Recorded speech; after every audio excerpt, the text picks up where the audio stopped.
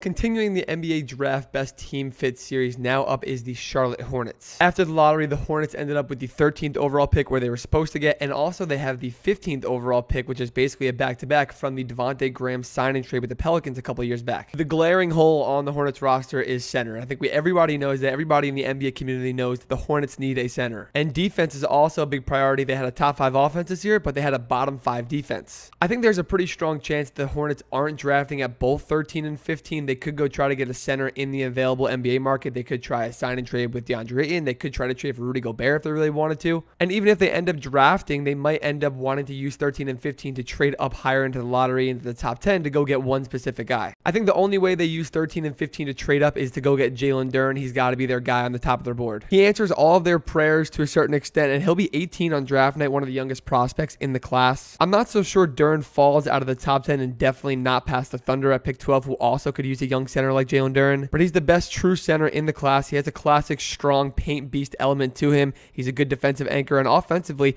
he's modernizing his game, a pretty polished and improving mid-range game that is very, very encouraging for his long-term shooting upside. Jeremy Sohan would be a great fit for them as well from Baylor. Power forward, but can play a little bit of small ball 5 at times like we saw at Baylor, but he brings that defensive tenacity the team is really lacking. He can defend almost any position on the floor. He brings great energy to a team on both ends, and offensively, he's a true Swiss Army knife, very much like Scotty Barnes. He'll make LaMelo Ball's life a lot easier. He has a good playmaking side to him. He's a decent scorer. He does a little bit of everything, and like Scotty, won his conference 6th man of the year, and he will be a lottery pick this year. Talk about defense, we can't not talk about Tari Eason, who definitely makes a lot of sense here for the Hornets. He's as strong of a defender as you will find in the entire draft. He's big and physical. Reminds me a lot of DeAndre Hunter on the defensive end of the floor. He'll be tasked with guarding opposing stars, and he'll happily take on that battle. I think there's a good chance he is on the board for the Hornets at 13 and maybe even 15, which could also make for an easy selection because you know what you're getting out of Tari defensively, and offensively, his outside shot needs some work, but is showing some signs of improvement, and he's great at attacking the rim with strength and playing inside. Now, Mark Williams, the man, the center that I think everybody in the world wants and thinks the Hornets are going to pick. And he might be, but not at pick 13 for me because the Cavs are at 14 sandwiched in between the two Hornets picks,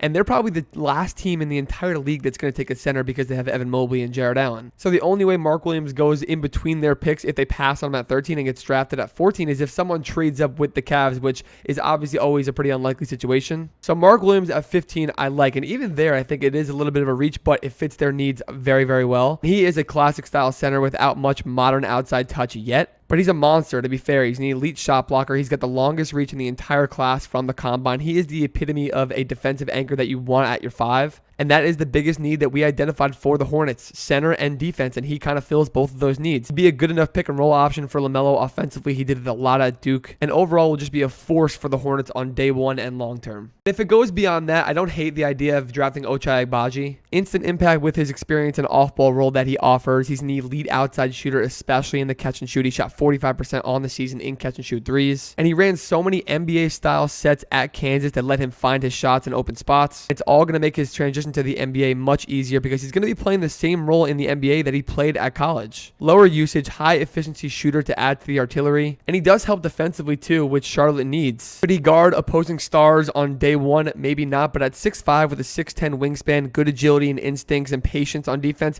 he can defend 1 through 4 and be a team's number 1 or 2 defensive long-term option. There's definitely a chance the Hornets trade back maybe from pick 15 if they get the guy they want at 13 or vice versa. So if they do, I do like them considering the impact wings that do a little bit of everything like Christian Brown, Dalen Terry, Josh Minot, but most likely going to be able to get 1 or at least 2 of the first 4 or 5 guys that I mentioned at 13 and 15 if they do end up drafting there. So that leaves the Hornets board at Jalen Duren at 1, Jeremy Sohan at 2, Tari Eason at 3, Mark Williams and Ochai Agbaji at 4 and 5. If I had to guess, I think it's going to end up being probably Tari or Sohan at 13 and then Mark Williams at 15 if they stay at both of those picks. But I don't see a world where they can go wrong with any of the prospects that I mentioned, and the Hornets are a young core and only going to be getting better. Appreciate y'all for watching and supporting. As always, do not forget to like and subscribe if you haven't already, and follow me on social media. I'd love to connect with you guys there. Hope you guys have a great week. Peace.